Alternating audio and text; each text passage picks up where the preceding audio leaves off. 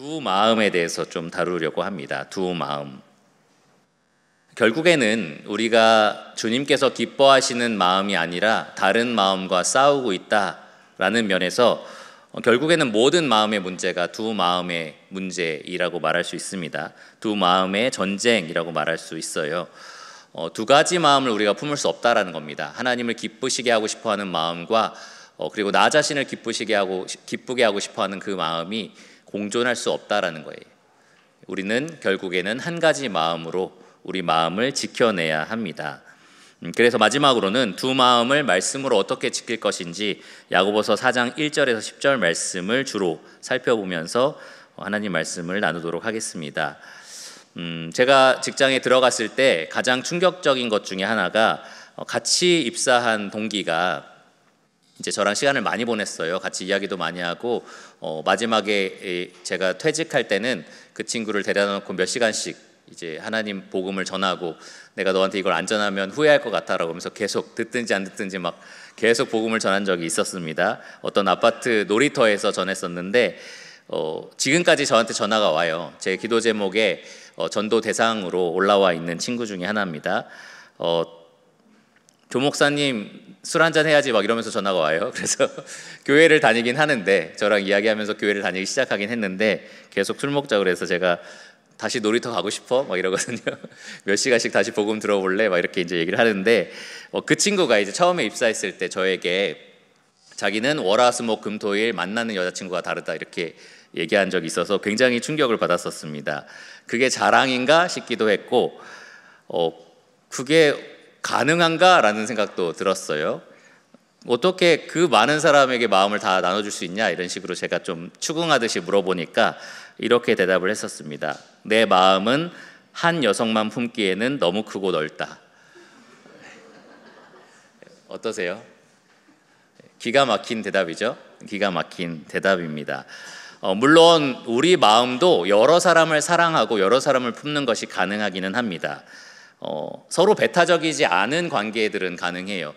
내가 아내를 너무너무 사랑해서 내 마음, 온 마음을 다해서 사랑하는데 거기에 자녀를 포함시킬 수 있습니다. 문제가 되지 않죠.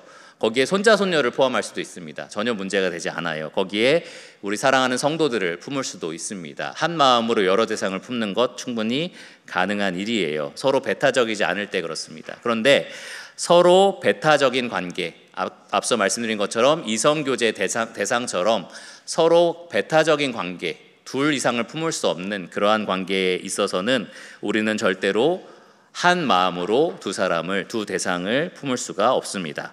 둘 중 하나만 마음에 품어야 합니다. 이런 경우에는 두 마음을 품는 것이 일반적인 상식으로 봤을 때도 분명히 잘못된 일이다라는 거예요. 잘못됐을 뿐만 아니라 매우 악한 일이다라고 표현할 수 있습니다. 성경을 구약부터 신약까지 쭉 살펴보면 두 마음이라고 번역된 표현이 여러 번 나옵니다. 그 중에 몇 가지를 제가 좀 말씀을 드리면 모든 것이 다 부정적으로 표현된다는 것을 우리가 알 수 있는데 첫 번째로는 역대상 12장에서 다윗의 군사들 목록이 쭉 언급이 되는데요. 각 지파별로 몇 명의 군사가 있었다라는 것이 쭉 소개가 되고 있습니다. 그 중에 스불론 지파 중에 싸움을 잘하는 5만 명의 군대를 설명하는 그 대목에서 그들을 두 마음을 품지 아니하고 라고 칭찬을 해요. 두 마음을 품지 않은 군대다 라고 이야기를 합니다. 군대가 두 마음을 품으면 어떻게 될까요? 군대는 오직 자국의 이익을 위해서만 싸워야 되는데 두 나라를 품은 군대가 우리 군대에 포함되어 있다. 굉장한 위험 요소입니다. 그렇죠? 차라리 없는 게 나아요. 이들은 언제든 적국을 위해서 싸울 수가 있는 그러한 위험한 존재이기 때문에 그렇습니다. 다윗은 또 시편 12편에서 두 마음에 대해서 이런 말들을 했습니다. 경건하고 충실한 하나님의 백성을 괴롭히는 악인들이 하는 행위에 대해서 이렇게 표현을 한 거예요. 12편 2절에 아첨하는 입술과 두 마음으로 말한다 라고 이야기를 합니다. 그들은 이 하나님의 백성들 앞에서 마치 진리를 말하는 것처럼 그리고 하나님의 백성들을 위하는 말을 하는 것처럼 아첨을 하기는 하는데 사실은 두 마음을 품고 있다라고 얘기를 하는 겁니다. 그 말을 하는 본심은 사실은 악하다라고 지금 이야기를 하는 겁니다. 반대로 시편 119편 우리가 이제 곧 다시 돌아와서 이 119편을 다루게 될 텐데, 이 119편을 쓴 기자는 방금 다윗이 묘사한 두 마음을 품은 사람과 완전히 다른 고백을 해요. 119편 113절을 보시면 내가 두 마음 품은 자들을 미워하고 주의 법을 사랑하나이다 라고 노래를 합니다. 그러니까 이 시편 기자는 주님의 법을 사랑하는 것처럼 똑같은 마음으로 주님의 법대로 말을 하겠다라고 이야기를 하는 거예요. 두 마음을 가지고 말은 그럴듯하게 하면서 마음은 악한 마음을 품고 이렇게 하지 않겠다라고 이야기를 하는 겁니다. 주님의 진리를 사랑한다면 그 진리대로 진리를 말하겠다라고 결단을 내린 겁니다. 구약 성경의 마지막으로 두 마음에 대한 언급은 호세아서에서 나오는데, 이스라엘 백성을 향하여 질책할 때 이런 말을 했습니다. 호세아서 10장 2절에 보시면 그들이 이스라엘 백성을 말합니다. 두 마음을 품었으니 이제 벌을 받을 것이라. 이스라엘 백성들은 하나님을 섬긴다라고 말을 했지만 사실은 주상을 세워놓고 우상을 위한 제단을 만들었어요. 그리고 거기에다가 우상을 위한 제물을 바치고 있었습니다. 하나님은 이렇게 두 마음을 품은 백성들을 결단코 내버려 두지 않으신다라고 말씀을 하신 거예요. 반드시 벌을 내리시겠다라고 말씀을 하셨습니다. 주상을 깨트리고 제단을 허무시겠다라고 경고를 하셨어요. 왜 그렇습니까? 하나님께서 두 마음을 미워하시기 때문에 그렇습니다. 하나님은 두 마음을 미워하십니다. 신약 성경에는 야고보서에 두 마음에 대한 언급이 나옵니다. 오늘 우리가 살펴볼 본문인 4장에서 많이 나오고요. 1장 8절에도 한 번 더 나옵니다. 1장 8절을 보시면 두 마음을 품어 모든 일에 정함이 없는 자가 등장을 합니다. 어떤 사람을 말하냐면 믿음으로 하나님께 구하는 거예요. 하나님 믿습니다. 이것을 주실 것을 믿습니다 라고 구하는데 마음속에는 의심이 있는 자를 가리켜서 두 마음을 품은 자라고 이야기를 합니다. 정하지 않았다는 거예요. 하나님을 믿을지 하나님을 안 믿을지 정하지 않은 겁니다. 믿고 구하면 그냥 믿어야 되는데 의심도 같이 하는 거죠. 그러니까 이런 사람에 대해서는 하나님이 아무것도 주지 않으시겠다라고 말씀을 하십니다. 두 마음을 품은 자에 대해서 하나님이 이렇게 구약과 신약 모두 미워하신다라고 분명하게 표현하고 있습니다. 그러면 이 두 마음을 갖는다는 것이 왜 문제인지 조금 더 깊이 들어가서 진단해 보려고 하고요. 그리고 나서 이 두 마음에서 우리가 해방되어서 하나님을 향한 한 마음을 품는 것, 전심을 품는 것이 어떻게 가능한지 말씀으로 처방을 내려보도록 하겠습니다. 오늘 본문 말씀을 같이 한번 볼게요. 야고보서 4장 1절에서 10절입니다. 신약성경 374페이지 정도에 있는데요. 찾으신 줄 알고 제가 읽도록 하겠습니다. 너희 중에 싸움이 어디로부터 다툼이 어디로부터 나느냐? 너희 지체 중에서 싸우는 정욕으로부터 나는 것이 아니냐? 너희는 욕심을 내어도 얻지 못하여 살인하며 시기하여도 능히 취하지 못함으로 다투고 싸우는도다. 너희가 얻지 못함은 구하지 아니하기 때문이요 구하여도 받지 못함은 정욕으로 쓰려고 잘못 구하기 때문이라. 가늠한 여인들아, 세상과 벗된 것이 하나님과 원수됨을 알지 못하느냐? 그런즉 누구든지 세상과 벗이 되고자 하는 자는 스스로 하나님과 원수되는 것이니라. 너희는 하나님이 우리 속에 거하게 하신 성령이 시기하게까지 사모한다 하신 말씀을 헛된 줄로 생각하느냐? 그러나 더욱 큰 은혜를 주시나니 그러므로 일렀으되 하나님이 교만한 자를 물리치시고 겸손한 자에게 은혜를 주신다 하였느니라. 그런즉 너희는 하나님께 복종할지어다. 마귀를 대적하라. 그리하면 너희를 피하리라. 하나님을 가까이 하라. 그리하면 너희를 가까이 하시리라. 죄인들아, 손을 깨끗이 하라. 두 마음을 품은 자들아, 마음을 성결하게 하라. 슬퍼하며 애통하며 울지어다. 너희 웃음을 애통으로, 너희 즐거움을 근심으로 바꿀지어다. 주 앞에서 낮추라. 그리하면 주께서 너희를 높이시리라. 오늘 읽은 이 본문 4장 1절에서 10절까지의 이 말씀이 두 마음을 품은 자들이 어떤 문제를 가지고 있는지를 분명하게 보여줍니다. 특별히 본문 1절에서 3절을 보시면 야고보는 모든 신자가 이 두 마음의 전쟁을 치르고 있다라고 확신을 합니다. 1절을 보시면 너희라고 표현이 되어 있어요. 너라는 이 단수로 그냥 각각의 사람 혹은 몇몇의 사람을 지정하는 것이 아니라 너희라는 복수로 모든 신자, 이 편지의 대상이 된 모든 신자를 지금 가리켜서 말을 합니다. 너희들 모든 사람들의 마음속에서는 이와 같은 전쟁이 일어나고 있다라고 이야기를 하는 거예요. 제가 지금 마음의 전쟁이라고 표현을 했는데 왜 그런 표현을 했느냐? 여기 1절에 보시면 너희 중에 싸움이라고 표현하고 있기 때문에 그렇습니다. 너희 중에 싸움. 또 뒤로 가시면 너희 지체 중에서 싸우는 정욕이라고도 표현을 합니다. 그러니까 싸움의 대상이 어떤 외부에 있는 사람이 아닌 거예요. 외부에 있는 환경이 아닌 겁니다. 내 안에서 일어나고 있는 전쟁인 겁니다. 내 마음 속에서 일어나고 있는 두 마음의 전쟁을 가리키고 있습니다. 내면의 전투다라는 거죠. 모든 신자는 내면의 전투를 치르고 있습니다. 두 가지의 마음과 싸우고 있다라는 거예요. 두 마음 간의 전쟁이 일어나고 있다라는 겁니다. 야고보는 왜 그런 갈등이 일어나고 있는지 이렇게 설명을 합니다. 지체 중에 싸우는 정욕으로부터 나는 것이다. 여기 지체 중에서라는 말은 우리가 대적해야 하는 원수가 우리 안에서 진을 치고 있다라는 표현을 지금 하는 겁니다. 여기 지체 중에 있는 이라는 이 표현이 마음속 안에 본부를 차리고 있다라고 표현할 수 있는 건데요. 마음속 안에 진을 치고 있다라고 우리가 해석할 수 있는 표현인데 우리 원수가 우리 마음속에 있다는 거예요. 우리의 대적이 우리 마음속에서 지금 진을 치고 있다라는 겁니다. 싸우려고 본부를 차려놓고 있다라는 겁니다. 이것이 야고보만의 표현이 아니에요. 이런 싸움을 싸우고 있다는 것을 생생하게 1인칭 시점으로 묘사한 사람이 있습니다. 바로 사도 바울이에요. 사도 바울은 로마서 7장 21절에서 23절까지 어떤 싸움을 내면의 전쟁을 치르고 있는지 이렇게 표현을 했습니다. 그러므로 내가 한 법을 깨달았노니 곧 선을 행하기 원하는 나에게 악이 함께 있는 것이로다.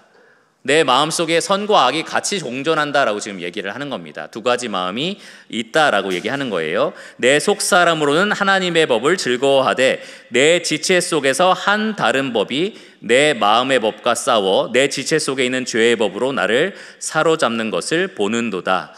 지금 법이라는 표현을 통해서 아주 강력한 원칙이 내 마음속에서 실행되고 있다라고 분명하게 이야기를 합니다. 법이라는 것은 통제를 이야기하죠. 법은 내 마음속을 다스리는 어떤 힘을 말합니다. 지금 두 가지 힘이 마음속에 존재한다라는 거예요. 하나는 하나님의 법, 하나님을 기쁘시게 하고 싶어하는 힘이 있는 거고요. 또 하나는 죄의 법, 죄를 짓고 싶어하는 정욕의 법이 내 마음속에 있는 겁니다. 하나님의 법을 즐거워하고 싶어하는 마음과 죄의 법을 즐거워하고 싶어하는 마음, 그 두 가지의 마음이 치열하게 매일매일 전쟁을 치르고 있는 그 상태를 지금 바울이 묘사하고 있습니다. 혈투가 일어나고 있다는 거예요. 여러분 마음속에는 항상 그 전쟁이 일어나고 있습니다. 여러분이 거듭난 신자라면, 거듭나지 않았다면 상관없어요. 거듭나지 않았다면 한쪽 마음만 그냥 있을 겁니다. 세상을 사랑하는 마음, 잘 먹고 잘 살고 싶은 마음, 그런 마음만 있을 겁니다. 그런데 여러분이 거듭난 신자라면 하나님의 법을 사모하는 마음이 성령으로 인하여 여러분 마음속에 시작이 됩니다. 그러면서 이 두 가지 마음과 여러분 날마다 치열하게 싸울 겁니다. 이 믿는 자로서 우리가 대적해야 할 마음, 우리 마음속에 진을 치고 있는 그 원수인 마음을 세 가지 특징을 이렇게 묘사하고 있어요. 첫 번째로는 이 4장 1절에서 3절을 보시면 그 욕구가 굉장하다라는 것을 우리가 알 수 있습니다. 그냥 적당하게 우리가 싸워서 이길 수 있는, 그냥 덮어버릴 수 있는 그런 수준의 원수가 아니라는 거예요. 굉장히 강력한 원수라는 것을 우리가 알 수 있습니다. 2절을 보시면 욕심 혹은 욕구라고 표현할 수 있는 이 단어가 아주 열정적인 갈망을 뜻합니다. 예수님께서 제자들에게 내가 너희와 함께 유월절 먹기를 원하고 원하였노라 라고 말씀하실 때 그 원하다라는 단어가 이 단어와 같은 단어입니다. 예수님은 돌아가시기 전에 제자들과 이 유월절 새로운 주의 만찬을 제정하시기를 간절히 원하셨거든요.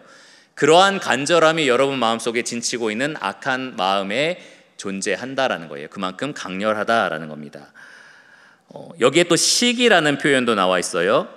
질투로도 번역이 되는데 이 다른 마음을 어떻게든 정복하고 싶어하는 그러한 강렬한 욕구가 여기에 또 표현이 되어 있는 겁니다. 심지어 살인하고자 한다라는 표현도 2절에 나와 있습니다.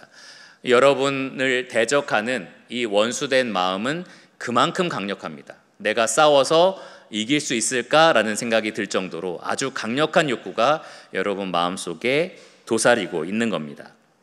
두 번째로 우리가 발견할 수 있는 특징은 그 강력한 정욕이 행하는 방식입니다. 행하는 방식이 두 가지가 있는데 그 중에 첫 번째가 바로 하나님이 기뻐하시는 뜻을 구하지 않으려는 방식으로 나타난다라는 거예요. 여기 2절에 보시면 너희가 얻지 못함은 구하지 아니하기 때문이요 라고 말을 해요. 그러니까 내 마음속에 지치고 있는 이 원수된 마음, 악한 마음이 어떻게 작용하느냐, 하나님이 기뻐하신다라고 말씀하신 것들, 그러한 것들을 조금도 원하지 않는 그러한 욕구를 보여준다라는 겁니다. 하나님은 성경 읽는 것을 좋아하시는데 나는 왜 이렇게 읽고 싶지 않을까요?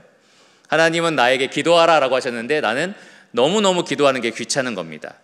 왜 그런 마음들이 생길까요? 믿는 사람인데 내 안에 진치고 있는 그 악한 마음 때문에 그렇다라는 겁니다. 마지막 세 번째의 특징은 반대로 하나님이 우리에게 누리라고 주신 그 모든 좋은 것들을 어떻게든 정욕으로 쓰려고 잘못 사용하게 한다라는 겁니다. 하나님이 우리에게 시간을 주셨고요, 가족을 주셨고, 교회를 주셨고, 그리고 사랑하는 성도들을 주셨는데 하나님은 그 많은 것들을, 이 악한 마음은 그 많은 것들을 우리 욕심을 채우는 데 사용하도록 그렇게 만든다라는 겁니다. 이 대표적인 이 두 마음의 전쟁은 하나님을 사랑하는 것과 세상을 사랑하는 것, 그 싸움으로 많이 드러나게 되어 있는데요. 그래서 4절에서 그런 말을 했습니다. 세상과 벗된 것은 하나님과 원수된 것이다. 여러분, 세상을 사랑하는 것과 하나님을 사랑하는 것 동시에 불가능한 일입니다.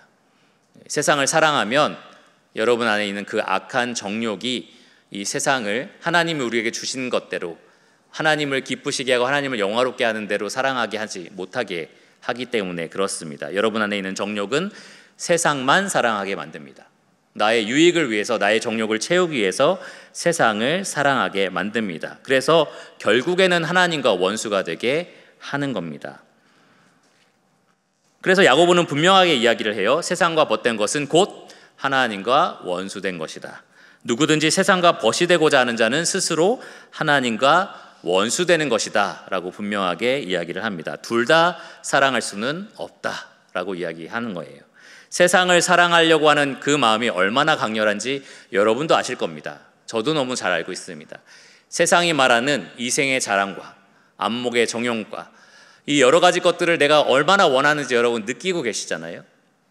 좋은 차 타고 싶고 좋은 집에 살고 싶고, 이게 왜 잘못된 거예요? 건강하고 싶고 좋은 사람들과 친밀하게 지내고 싶고, 이런 좋은 것들을 우리는 우리 유익을 위해서 이용하고 싶어 합니다. 이 강렬한 세상을 사랑하고자 하는 이 마음이 결국에는 하나님을 우리 삶에서 밀어낸다라는 거예요. 하나님을 우리의 사랑의 대상에서 계속해서 끌어내린다라는 겁니다. 세상이 1순위에 있고요, 그리고 하나님은 2순위, 그리고 더 밀려나도 아무런 상관이 없게 되는 겁니다. 세상을 사랑하는 마음, 이 세속적인 이 마음은 하나님을 사랑하고자 하는 마음을 어떻게든 억누르게 할 겁니다. 하나님을 덜 사랑하게 만든다라는 거죠. 그리고 하나님 주신 온갖 좋은 선물과 은사들을 정욕을 채우기 위한 수단으로 바꿔 놓을 겁니다. 그래서 결국에 우리는 이 세상이 가치 있다라고 여기는 것들을 추구하면서 동시에 하나님이 기뻐하시는 것들을 추구할 수가 없다라는 거예요. 세상이 옳다라고 여기는 것을 우리가 추구하면서 동시에 하나님이 옳다라고 여기는 것을 우리가 추구할 수가 없습니다. 세상의 법을 따르면서 하나님의 법을 따를 수가 없는 거예요. 여러분의 마음을 지배해야 할 지배자, 통치자는 오직 한 분이셔야만 합니다. 그분은 바로 하나님이십니다. 여러분의 마음이 사랑해야 할 대상은 한 분뿐입니다. 바로 하나님이십니다. 그래서 야고보는 둘 다 품으려고 하는 사람에 대해서 간음하는 여인들아 라고 책망을 한 겁니다. 간음한 여인들이라는 거죠. 한 사람만 사랑해야 되는데 두 사람을 사랑할 수 있다라고 주장하는 사람은 아무리 합당한 이유를 대려고 하더라도 사람들이 볼 때는 그저 간음한 사람에 불과한 것이십니다. 그런 것처럼 우리도 하나님을 사랑한다라고 하면서 다른 것들을 같이 마음에 품을 수는 없다라는 거예요. 그런데 믿는 우리가 종종 착각하는 것들이 있습니다. 여러분도 종종 두 마음을 품을 때가 있을 거예요. 하나님을 사랑하고 싶은데 동시에 나 자신을 사랑하고 싶은 마음이 같이 공존할 겁니다. 그럴 때 보통 우리가 어떤 핑계를 대냐 하면 하나님은 마음이 지극히 크신 분이야 라는 생각을 합니다. 하나님은 헤아릴 수 없을 만큼 마음이 넓고 크신 분이시고, 그리고 은혜와 자비가 풍성하신 분이니까 내가 영적인 간음을 해도, 내가 두 마음을 품어도 얼마든지 나를 이해해 주시고 있는 그대로 나를 품어주실 거야, 이렇게 이제 생각을 하기가 쉽다는 거죠. 그런데 절대로 그렇지 않습니다. 하나님은 두 마음을 품고 있는 그대로 나한테 오라라고 말씀하신 적이 없어요. 구약 성경에 보시면 출애굽기 20장 5절에 하나님은 나는 질투하는 하나님이다 라고 분명하게 밝히셨습니다. 나 너의 하나님 여호와는 질투하는 하나님인즉, 이렇게 분명히 말씀하시면서 절대로 하나님과 다른 우상을 동시에 섬길 수 없다라고 그렇게 책망을 하셨습니다. 경고하셨습니다. 그리고 야고보도 오늘 이렇게 물어봅니다. 5절을 보시면 너희는 하나님이 우리 속에 거하게 하신 성령이 시기하기까지 사모한다 하신 말씀을 헛된 줄로 생각하느냐. 여러분, 믿는 우리 안에는 성령님께서 계십니다. 하나님께서 우리에게 주신 성령님께서 들어와 계신 거예요. 그런데 우리가 그 성령님과 함께 다른 것들을 마음에 품을 때에 그 성령님이 아무렇지 않게 생각하시겠냐라고 묻는 겁니다. 그 성령님은 시기하기까지 사모하신다라고 말을 해요. 질투하시는 하나님께서 여러분 마음속에 들어와 계신 겁니다. 그런데 그 질투하는 다른 대상들을 여러분 마음속에 들여보낸다면, 품는다면 하나님이 그냥 가만히 계시겠느냐라고 묻는 거예요. 하나님이 질투하기까지 사모하신다라고 하신 말씀을 너는 헛된 말씀이라고 여기느냐라고 지금 묻는 겁니다. 우리 안에 있는 우리의 새로운 마음의 주인 성령님께서는 시기하십니다. 질투하십니다. 그렇게 열정적으로 우리 마음을 차지하기를 원하십니다. 우리 마음을 차지하기를 원하시기 때문에 다른 그 어떤 것이 우리 마음속에 들어왔을 때 가만히 내버려 두지 않으십니다. 반드시 우리 마음을 독차지하기 위해서 성령님께서는 우리를 치고 연단하시고 그리고 반드시 다스리실 겁니다. 우리 안에 있는 마음의 정욕을 죽이실 겁니다. 자, 이것이 그리스도인들의 현실이에요. 두 마음을 가지고 삽니다. 나는 아닙니다. 마음과 뜻과 힘을 다해서 하나님만 사랑합니다 라고 생각하시는 분. 지현이가 살짝 손을, 아닌가요? 예. 저도 손을 들고 싶은데 그리고 그럴 때가 있어요. 어느 순간에 특별히 찬양을 부를 때에 온 마음 다해 찬양합니다 뭐 이런 거 할 때 하나님 그렇습니다. 내 마음을 다 가져가 주세요. 하나님 제 마음의 전부가 하나님 겁니다. 막 이렇게 느낄 때가 아주 일시적으로 있어요. 몇 초 정도 있습니다.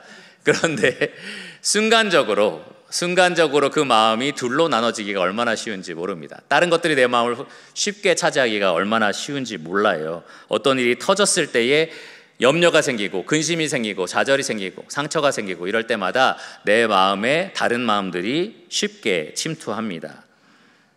이것이 우리의 현실이에요. 우리는 두 마음과 늘 싸워야 됩니다. 주님 다시 오시는 그날까지 우리는 늘 이 두 마음의 전쟁을 치러야 합니다. 그러면 어떻게 이 전쟁을 잘 치를 수 있을까? 어떻게 하면 승리할 수 있을까? 어떻게 하면 두 마음이 아니라 한 마음 혹은 전심으로 행할 수 있을까? 이것에 대해서 좀 살펴보도록 하겠습니다. 먼저 우리가 반드시 알아야 할 사실은 두 마음으로 살아가는 것이 우리의 현실이기는 하지만 그것이 정상은 아니다라는 것을 우리가 알아야 됩니다. 그것이 정상은 아니다. 그렇게 살아도 되는 것이 절대로 아니다라는 거예요. 여러분 맨날 두 마음이 공존하면서 살다 보면은 그래 그리스도인 삶이 이렇지 뭐 바울도 그렇다고 얘기했잖아. 이렇게 말하기가 굉장히 쉽습니다. 바울도 두 가지 마음이 싸운다고 했잖아. 그러니까 이렇게 사는 게 정상이야. 이렇게 생각하기가 굉장히 쉽다라는 거예요. 그런데 여러분 성경은 단 한 번도 두 마음을 그대로 가지고 살아도 좋다라고 말한 적이 없습니다. 항상 선택을 요구합니다. 항상 둘 중에 하나를 선택할 것을 우리에게 강요합니다. 신명기 6장의 5절을 보시면 모세가 이스라엘 백성들을 모아놓고 이렇게 말했습니다. 너는 마음을 다하고 뜻을 다하고 힘을 다하여 내 하나님 여호와를 사랑하라. 무슨 말이에요?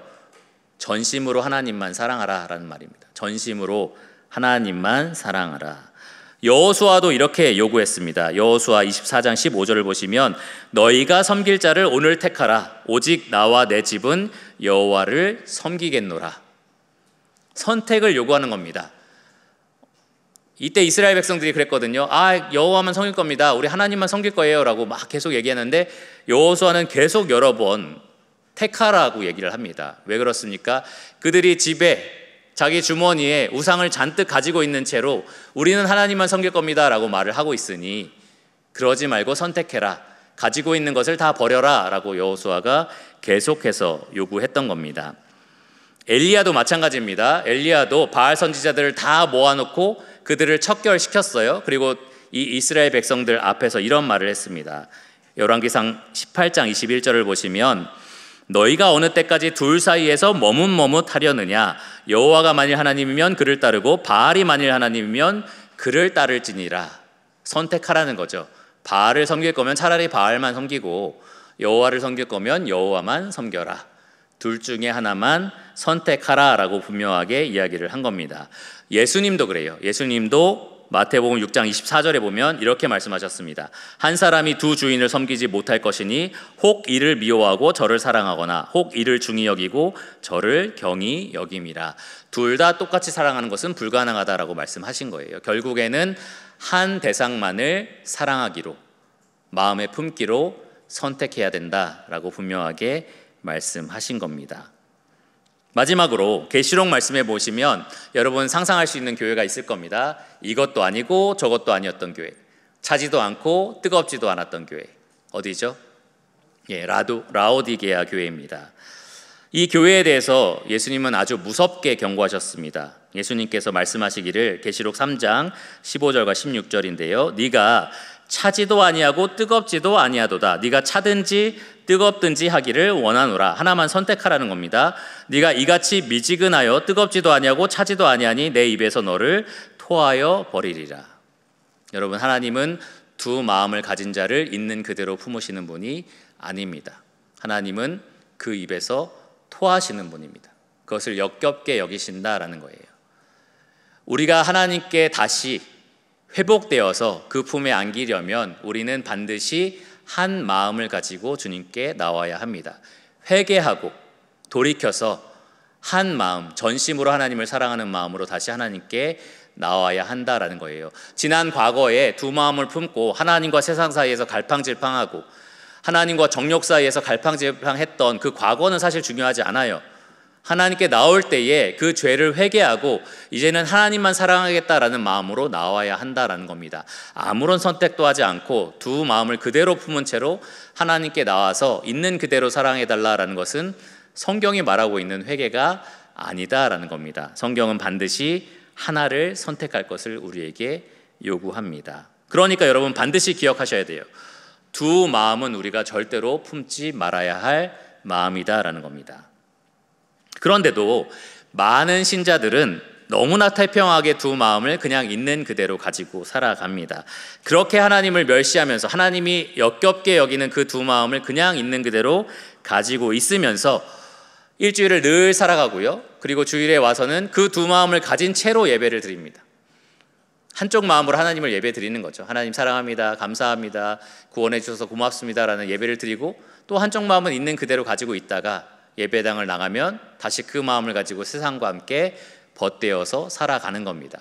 그렇게 매주 반복적으로 두 마음을 품고 살아가면서 그렇게 하나님 목전에서 하나님을 멸시하고 간음한 자로서 하나님을 마음 아프게 하면서도 괜찮다라고 생각하는 거예요. 그렇게 살아가는 것이 그리스도인으로서 자연스럽다, 누구나 다 이렇게 산다라고 우리는 쉽게 착각하는 겁니다.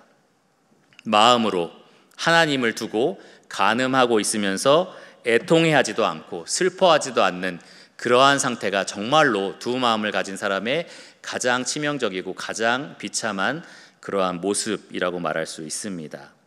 그러니까 두 마음을 가진 사람이 품어야 할 마음은 무엇이냐? 바로 애통하고 슬퍼하고 통곡하는 마음입니다. 9절에 그래서 이렇게 야고보가 말을 하는 거예요. 슬퍼하며 애통하며 울지어다. 너희 웃음을 애통으로 너희 즐거움을 근심으로 바꿀지어다.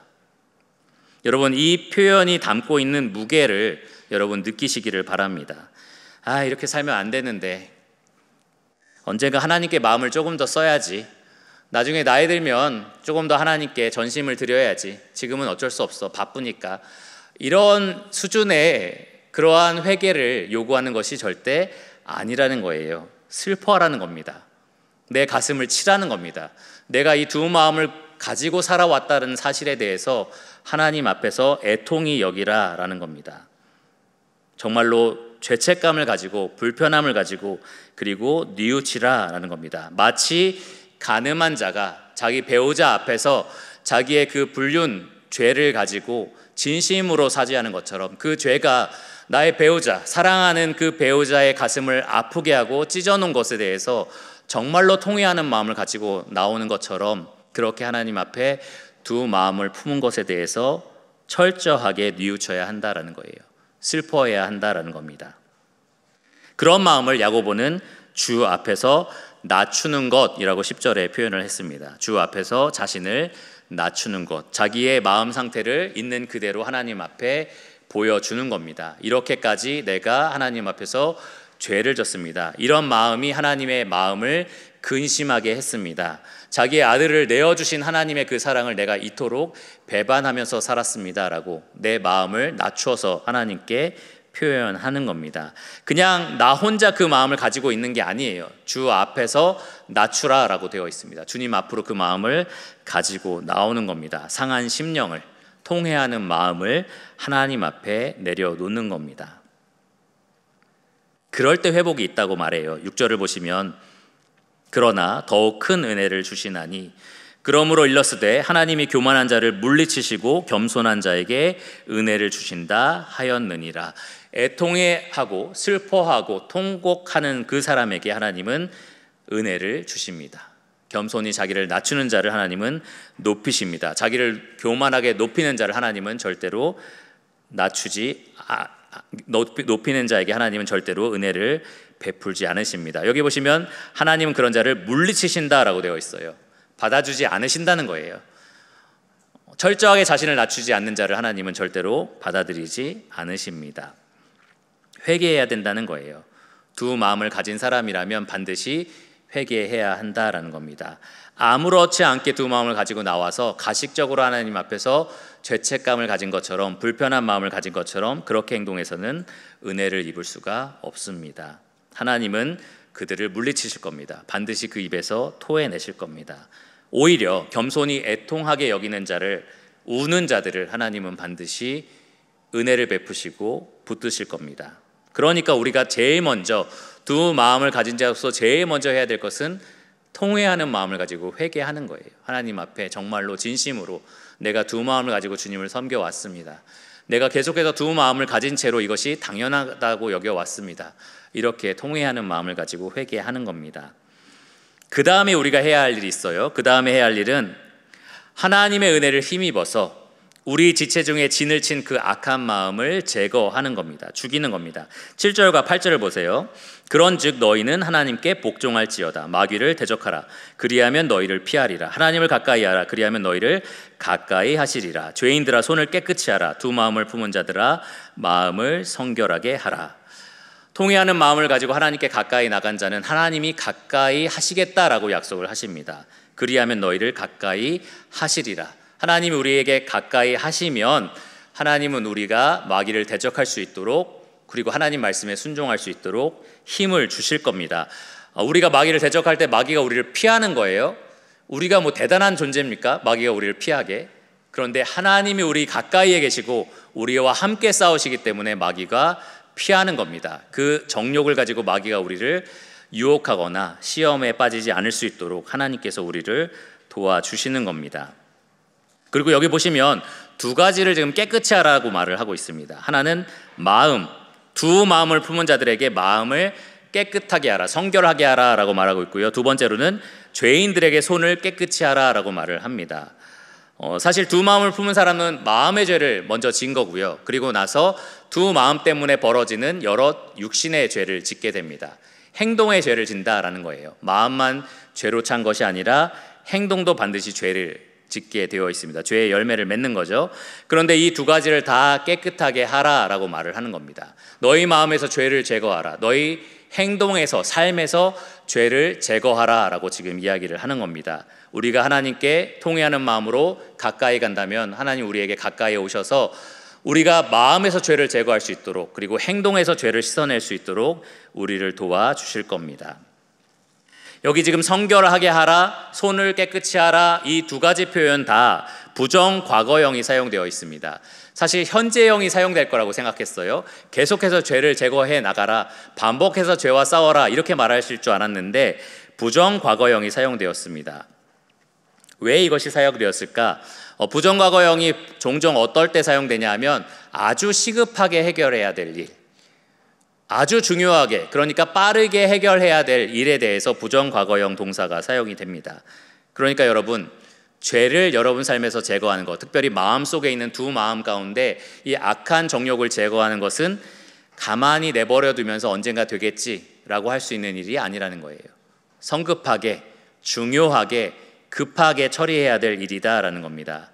여러분, 전쟁에서 나태함은 패배의 원흉이다라는 말이 있습니다. 방심은 스스로 자멸하는 길이다라는 말이 있어요. 우리의 영적 전쟁도 마찬가지입니다. 내가 두 마음을 갖고 사는데 언젠가 정리해야지 뭐, 이런 나태함과 느긋함이 우리 삶을 망친다라는 거예요. 우리 영적 전쟁을 계속해서 패배로 이끌어 갈 겁니다. 그러니까 성급하게, 성급하다는 말이 좀 안 좋게 들리죠.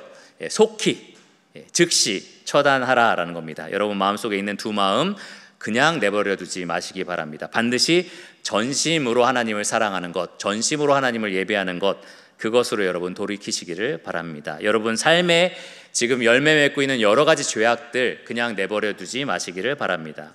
언제가 더 나아지겠지 뭐 라고 생각하지 마시고요, 반드시 지금 즉각적으로 제거하시고 그리고 해결하시기를 바랍니다.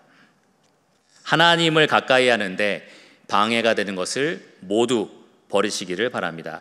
하나님만 품고 사랑하는데 방해가 되는 여러 가지 대상들을 여러분 반드시 여러분 마음 밖으로 쫓아내시기를 바랍니다. 말씀을 마치면서 최근에 저희가 호세아 말씀을 큐티했잖아요.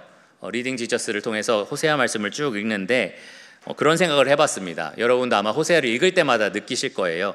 하나님이 어느 날 나를 찾아오셔서 자, 저 이방 나라에서 여러 우상들도 섬기고 여러 남자들도 만나는 저 가늠한 여인, 이 부정한 여인, 음란한 여인을 아내로 삼아라. 왜 이런 명령을 하시지? 왜 이런 거를 요구하시지? 라는 생각이 들 거다라는 생각을 아마 호세아서를 읽을 때마다 느끼실 겁니다. 저는 종종 청년들 중매를 하는데 하나님 뜻인데 음란한 여인과 만나볼래? 이렇게 절대 얘기 못 하잖아요. 그렇죠? 어떤 남자가 이런 여자를 만나고 싶고 또 어떤 여자가 이런 남자를 만나고 싶겠습니까? 그런데 호세아는 순종해서 하나님 말씀을 따르는 것이 더 좋아서 그래서 음녀를 아내로 삼습니다. 호세아서 3장에 보시면 이 호세아가 은 15개와 보리 한 호멜 반으로 이 음녀를 돈 주고 삽니다. 그리고 나서 이렇게 말을 해요. 호세아서 3장 3절인데 너는 많은 날 동안 나와 함께 지내고 음행하지 말며 다른 남자를 따르지 말라. 무슨 말이냐 하면 지금부터 죽을 때까지 나랑만 지내고 그리고 나만 사랑하고 나랑만 남편과 아내 사이로 계속해서 살아가자, 이렇게 이야기를 한 겁니다. 어떻게 보면 프로포즈를 한 거죠. 그런데 이어서 호세아 3장 3절 끝에 보면 이런 말도 했어요. 나도 너에게 그리하리라. 호세아는 참 값을 주고 누구도 아내로 삼고 싶지 않은 여인을 사랑하겠다라고 지금 약속을 한 겁니다. 그리고 딱 한 가지만 구했어요. 그러니까 나만 사랑해라. 너의 마음엔 나만 있었으면 좋겠다라고 지금 구한 겁니다. 그리고 약속해요. 나는 너만 사랑하겠다. 나도 어떤 일이 있더라도 너만 사랑하겠다라고 이야기를 해요. 여러분 잘 아시다시피 이 여인은 또 이 호세아를 떠나서 또 간음을 합니다. 그런데 하나님은 다시 그녀를 되찾아서 다시 아내로서 사랑하라라고도 요구를 하셔요. 어떻게 이런 걸 요구하실 수 있지? 호세아는 어떻게 이런 사랑을 베풀 수 있었지라는 생각이 들었는데 동시에 하나님께서 왜 호세아에게 이것을 요구하셨는지 기억하게 됐습니다. 하나님은 내가 하나님으로서 나의 백성 이스라엘을 어떻게 사랑하셨는지, 그리고 어떻게 사랑하기를 원하시는지 생생하게 보여주기를 원하셨던 거예요. 하나님은 자기의 하나뿐인 아들의 목숨으로 우리를 사셨습니다. 그리고 그 아들의 핏값을 두고 우리에게 약속을 하십니다. 나는 너를 온 마음으로 사랑하겠다. 그러니까 우리에게 요구하신 게 한 가지 있어요. 너도 나를 온 마음으로 사랑해 줄 수 있겠니? 그거 하나를 요구하신 겁니다.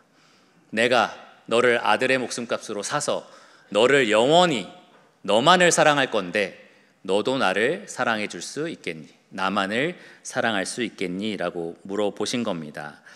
여러분, 우리는 이 자리에 그 하나님의 크고 높으신 사랑, 예수 그리스도의 희생적이고 그리고 헤아릴 수 없는 그 사랑을 깨달아서 신자가 된, 그래서 예수님만 사랑하겠다라고 고백하는 그리스도인으로서 이 자리에 모여 있습니다. 그런데도 예수님이 아닌 다른 것들을 사랑의 대상으로 같이 품고 있다면 우리는 마땅히 날마다 울면서 애통히 여겨야 할 겁니다.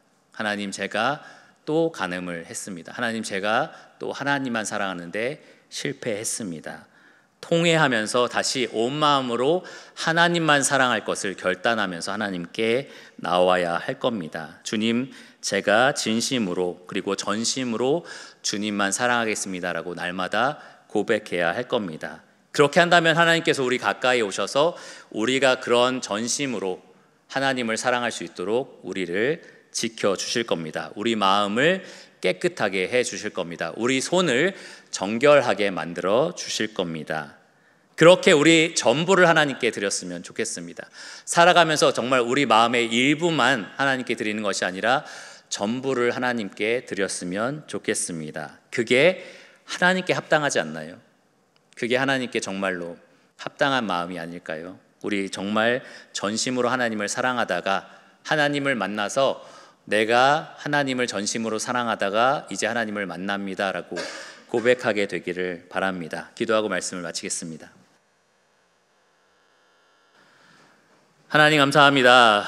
우리를 사랑하여 주셔서 우리의 죽을 수밖에 없는 그러한 정욕으로 가득 찬 마음을 새롭게 하여 주시고 하나님을 향한 사랑을 우리 마음속에서 시작하여 주신 그 은혜에 감사를 드립니다.